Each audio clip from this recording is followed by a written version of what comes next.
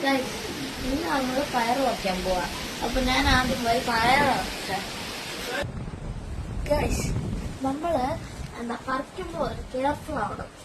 വലിയത് എടുക്കണം. നല്ല ചെറുതൊക്കെ എടുത്താല് കുക്ക് ചെയ്യാൻ പറ്റൂല. പറിച്ചു വെച്ചതായിരുന്നു ഇത്ര. അപ്പം അത് ഞാൻ മറ്റേതിൽ വെക്കുമായിരുന്നു. ഇനി നമ്മളിത് കട്ട് ചെയ്യണം. അപ്പൊ നമ്മൾ എഡ്ജ് ആദ്യം കട്ട് ചെയ്ത് കളയണം. അപ്പോഴാണ് ഇനി ഞാൻ ഫാസ്റ്റ് ഫുഡ് ചെയ്യാൻ നോക്കും. ഓക്കെ ഗൈസ്, സീ യാ.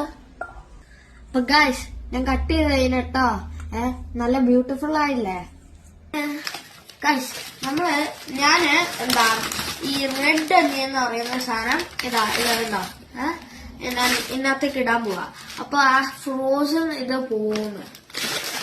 ഞാൻ 2-3 ഇടും കേട്ടോ ഗൈസ്.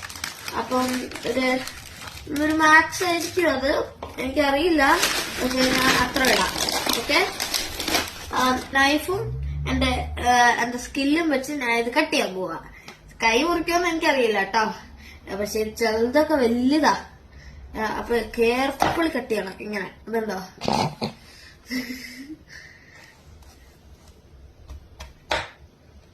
കണ്ടോ?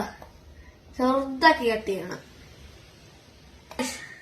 ഞാന് ഇതിനെടുത്ത് റെഡ് അന്യന് ഇനി അതെല്ലാം കൂടെ ഒരു പാനിലിട്ടിട്ട് ഓയിലും ഒഴിക്കും അതിനകത്തേക്ക്. എന്നാൽ ആ പാൻ എടുത്തിട്ട് ഓയിൽ വയ്ക്കട്ടെ ഗൈസ്. ഇതിനു മുമ്പ് ഞാൻ ചെയ്യുന്നതിന് മുമ്പ് ഞാൻ ഇതെല്ലാം കൂടെ മിക്സ് ആക്കണം.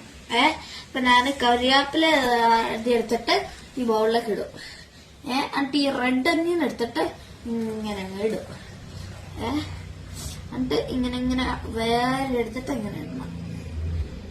ചില സമയത്ത് അത് കിട്ടൂല, അത് തെന്നിപ്പോവും.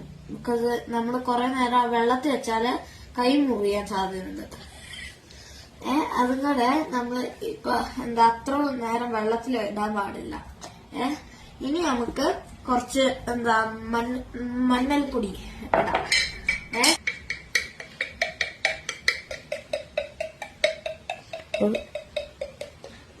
ഇടാം. അപ്പൊ ഗൈസ് ഇനി അത് ഇളക്കി ചെയ്യണേ. ഇത് വെന്തുമ്പോള് എന്നിട്ട് നമ്മള് ഇത് വെന്ത് ചെയ്യുമ്പോൾ ഒന്ന് ടേസ്റ്റ് ചെയ്ത് നോക്കണം. ഉപ്പ് റൈറ്റ് ആണോ അല്ലെങ്കിലോ. അപ്പൊ അത് ഇത് കിട്ടും, റൈറ്റ് ആണോ ഇല്ലയോ എന്ന്.